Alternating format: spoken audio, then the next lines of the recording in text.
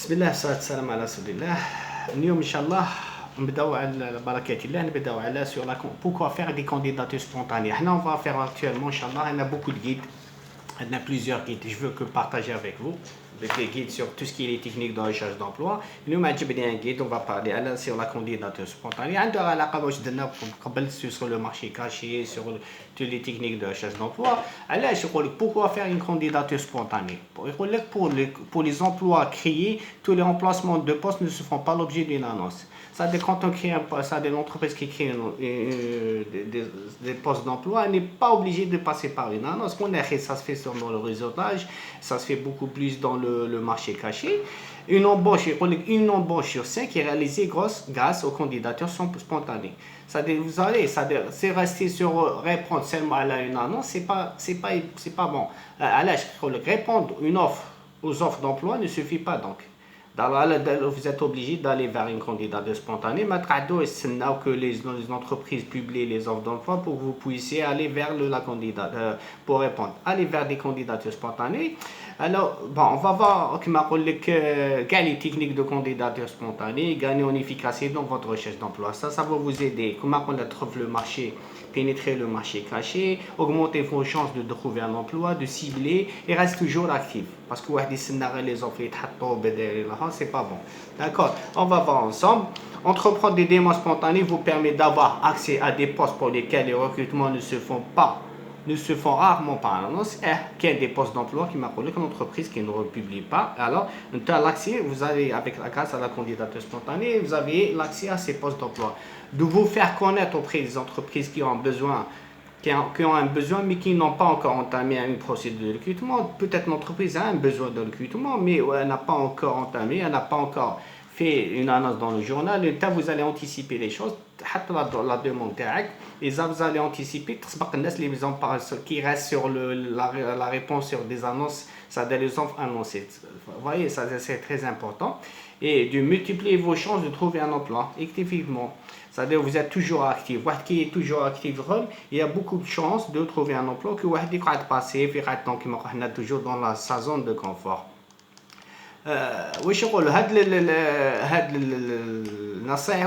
C'est des conseils sur les différentes façons d'effectuer. On va travailler beaucoup plus de comment effectuer des candidatures spontanées, des éléments sur les conditions d'efficacité de votre démarche.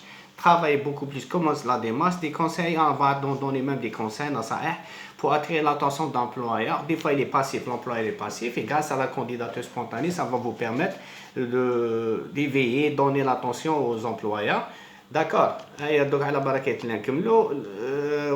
On va travailler beaucoup plus sur les candidatures spontanées dans un processus de recrutement. Comment réussir une candidature spontanée, quelques conseils à suivre. Et il y a des conseils à suivre, il y a des erreurs à éviter. Oui, on a les règles d'or dans l'élaboration de votre candidature spontanée. Bon, on a la candidature spontanée dans un recrutement, dans un processus. C'est un processus qui fait ce qu'on va la positionner. Le marché, il y a le marché. Il y a le marché d'emploi, je connais la dernière fois, il y a le marché ouvert et le marché caché. Un marché ouvert, je connais, c'est des offres qui sont publiées dans des annonces qui sont visibles, soit à l'ANEP, soit à des agences privées, dans les journaux, dans les sociétés d'intérim, des sociétés d'intérim, dans les concours de messages, à la fonction publique, elles sont visibles. On a le marché caché, c'est quoi? C'est des emplois disponibles ou offerts, mais sans publication, ils ne sont pas publiés, ils ne sont même pas publiés ni affichés. Vous ne pouvez y accéder que par des candidatures spontanées par vos relations. On a les outils qui sont très efficaces dans les labs, vous pouvez pénétrer le marché caché. On a deux choses, c'est la candidature spontanée et votre réseautage. D'accord. Comment présenter votre candidature spontanée, explorer ainsi le marché caché? Il existe avec plusieurs défis. Comment la présenter la candidature, et en même temps ça va vous permettre d'explorer ainsi le marché caché. Il existe diverses façons de faire acte de candidature auprès d'une entreprise. La candidature spontanée, elle peut se faire du porte-à-porte. avec la candidature assez active. Je connais passif, les entreprises qui publient, aller vers les entreprises, un peu bousculer les choses. Les visites au contact dans le cadre des salons. Et qu'on des salons, des salons d'emploi, plusieurs fois des salons, des agents, des salons d'emploi, des expositions. Vous profitez de l'occasion, vous allez faire des candidatures spontanées. C'est des candidatures qui sont, je dirais, qui sont ciblées. D'accord, sont ciblées. Les visites au contact dans le cadre du salon professionnel, des expositions, des réunions, vous profitez de l'occasion des candidatures. L'appel téléphonique, vous avez surtout les entreprises qui sont en train d'investir, faire des projets. Là, vous allez contacter la bonne personne, essayer d'avoir le contact, l'appel téléphonique, ou carrément, faites une lettre, l'envoi d'une lettre personnalisée. Des lettres personnalisées adressées à une personne qui est chargée du recrutement, soit par mail, par fax, par le courrier, enfin, l'envoi d'un dossier de candidature, essayer de faire la candidature spontanée, la candidature, tu peux la faire même avec un CV plus une lettre. La publication de votre profil professionnel sur Internet, par exemple sur le internet qui m'a dit de créer un compte LinkedIn, un compte Facebook pour qu'il soit professionnel. Vous vous inscrivez pour l'agence d'emploi de l'ANEM un compte, donc un espace pour l'inscription en ligne. Vous pouvez ouvrir votre compte, faire un compte en ligne, et ça va vous permettre de postuler, d'être beaucoup plus visible. Le message sur Internet, la publication de son profil dans la presse, essayez de publier votre profil, essayez enfin beaucoup de quand les cartes, des cartes, le dépôt des cartes, par exemple une carte, faire le nom, prénom, ça va donner des conseils. C'est une carte professionnelle, mais destinée pour les chercheurs d'emploi. Faire le nom, le prénom, le profil recherché, qu'est-ce qu'ils cherchent comme le poste d'emploi, et quelques compétences, et les outils de contact, le nom, prénom, le profil de recherché. C'est intéressant de savoir où tu as quelques compétences que tu peux mettre quelques compétences, et bien sûr votre mail ou votre boîte mail, votre Facebook ou LinkedIn, et un numéro de téléphone. Elles sont très efficaces. Ça me le rend.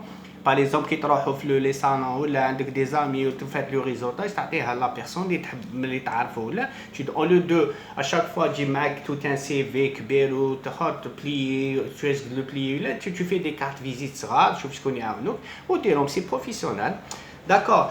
Le dépôt d'une carte de visite, d'un dossier montrant des réalisations. Si vous avez des réalisations, des thèmes de recherche, enfin, vous avez contribué à la réalisation d'un chiffre d'affaires dans l'entreprise, vous le mettez, d'accord. Le mining. Le mining, c'est l'envoi. On en beaucoup de toucher plusieurs entreprises. On voit en nombre d'un même courrier à plusieurs entreprises. Ça veut dire tu vas cibler les entreprises qui sont dans le limited, dans le profit tag, dans le créneau tag, d'une manière aléatoire. Faites des vidéos. Si vous avez par exemple une vidéo par exemple une chaîne YouTube, il fasse des vidéos. Par exemple, il Facebook, donc des vidéos qui sont professionnelles, présentables, et qu'ils le fassent. Ça va permettre, quand tu mets ton mail, ta page YouTube, ta page Facebook, le recruteur, il va s'orienter vers qui va que le profil est très très important, d'accord. Là vous avez de la recommandation, vous êtes recommandé par personne. Non, on ne le fait pas, mais ça se fait au Canada. Quand on met un CV, on est recommandé par Flan. Ça ne me tellement recommandé, ça dit que c'est la personne qui te recommande, ça dit que vous avez des compétences. D'accord. Donc, c'est des techniques que vous pouvez les utiliser pour la candidature spontanée. D'accord. On a le porte-à-porte, les visites, c'est très important, au contact dans le cas des salons, l'appel téléphonique, c'est leur appel, ça apprendre à faire des appels. Faut pas avoir le tract dans les appels, première candidature, toucher la bonne personne, le bon recruteur, l'envoi d'une lettre personnalisée, on a l'envoi d'un dossier de candidature, le CV, la lettre tag, la lettre de motivation. Là, comme tu affiché le profil tag, un espace. On a créé un compte qu'on a professionnel, qu'on a les messages, les publications, le dépôt d'une carte, qu'on a des cartes de visite.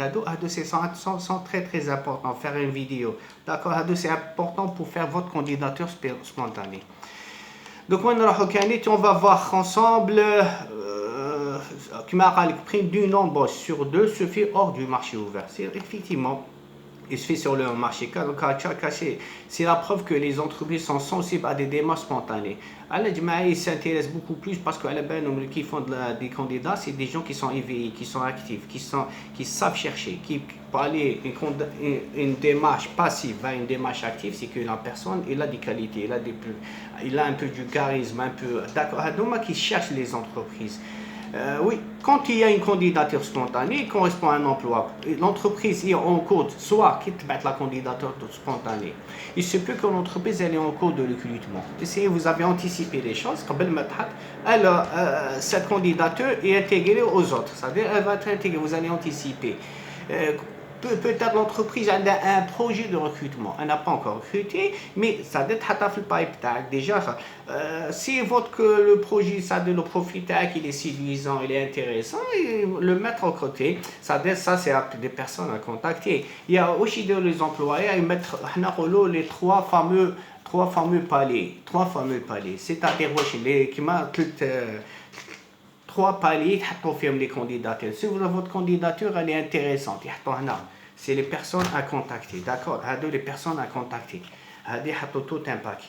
Le deuxième paquet aussi, les entreprises qui sont. Parce qu'il faut comprendre que les entreprises font le recrutement.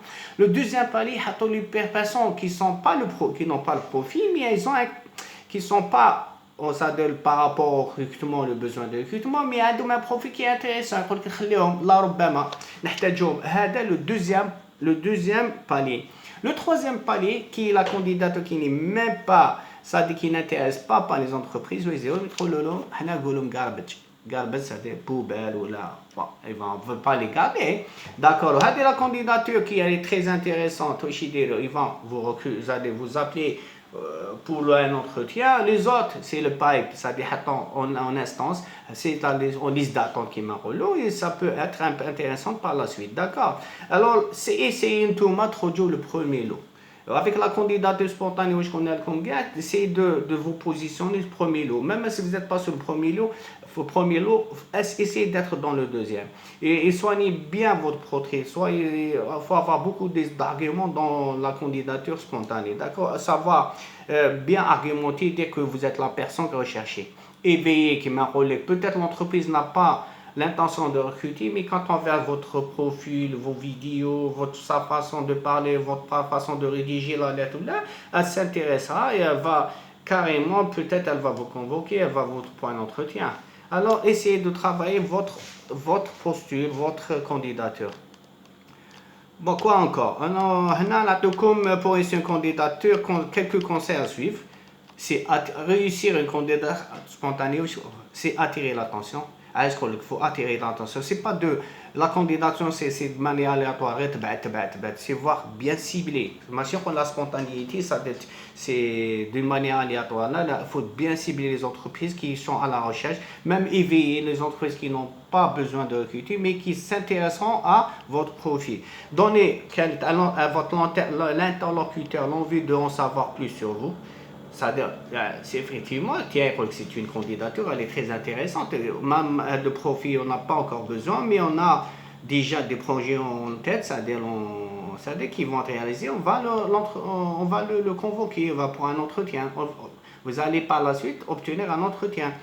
Pour atteindre ces objectifs, la candidature spontanée doit donc être correctement ciblé. Je connais qu'il faut que soit ciblé. Mais si tu as des entreprises ou qui soient ciblées, vous avez bien ciblé. On a les vidéos, il faut savoir cibler, segmenter, aller se positionner sur des entreprises qui sont en relation avec le créneau tag. D'accord. Mais si tu cherche pas le quantitatif, cherche la qualité. D'accord.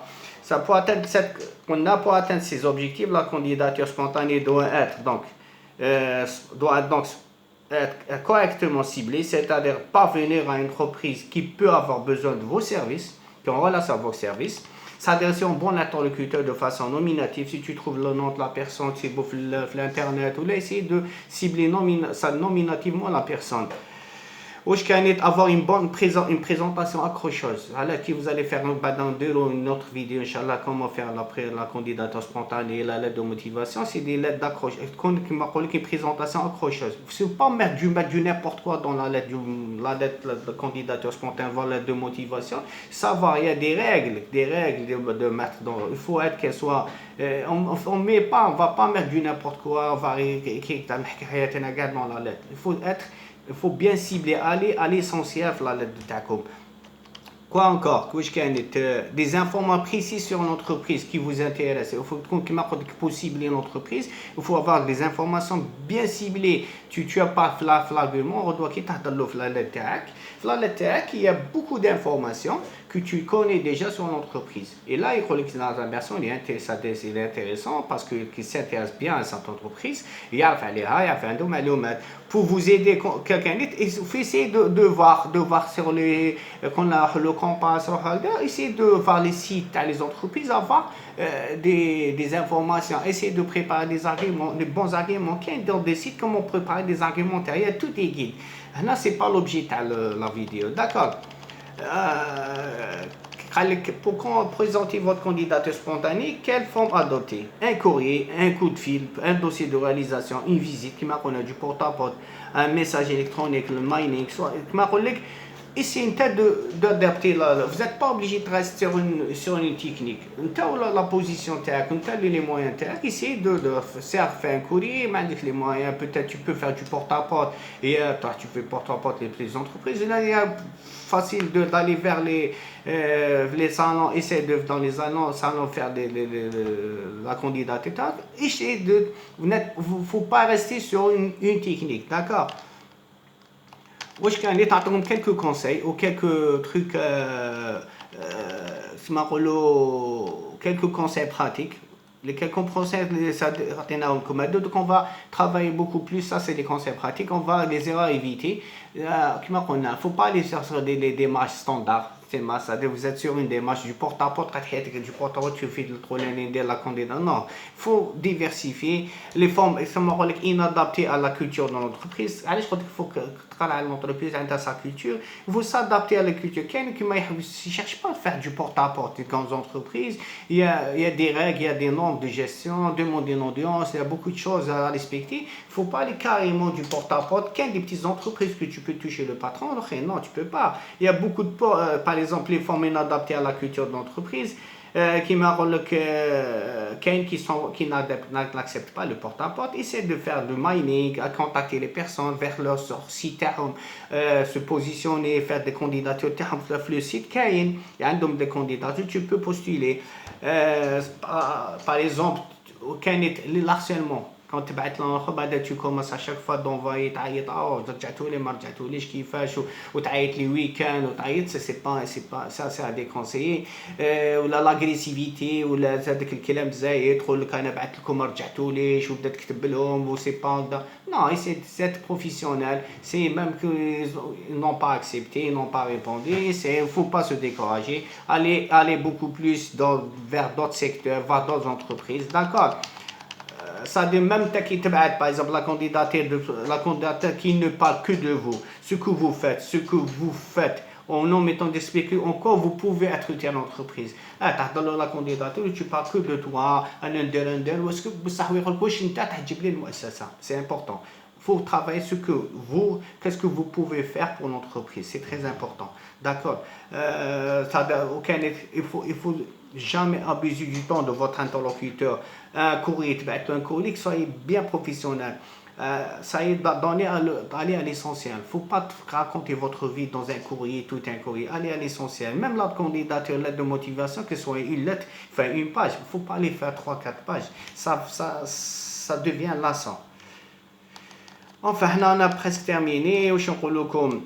Les règles d'or à respecter, soigner la présentation, quelle que soit la forme et le fond. كيما في السي في ولا لو فون اي لا فون ما تكونش ان برويون تبعتو بريزونطاسيون فيزيك ميم تاع لا فيستيمونتير tu fais une vidéo tu fais une visitation avec présentation physique qui soit bien qualité du papier ما تبعتش n'importe quel papier هكذا تدخل المهم بعث لهم لا qualité qui soit bien de l'écriture des photocopies faut pas faire des photocopies du photocopie la courtoisie soyez réservé ça des même في ليلات ولا تبعت لا في التليفون soyez réservé la courtoisie. Informez-vous toujours sur l'entreprise avant de l'adresser. Il faut toujours s'informer parce qu'il y a des cultures, qu'il y a des amis le mode d'approche. Il faut connaître les valeurs.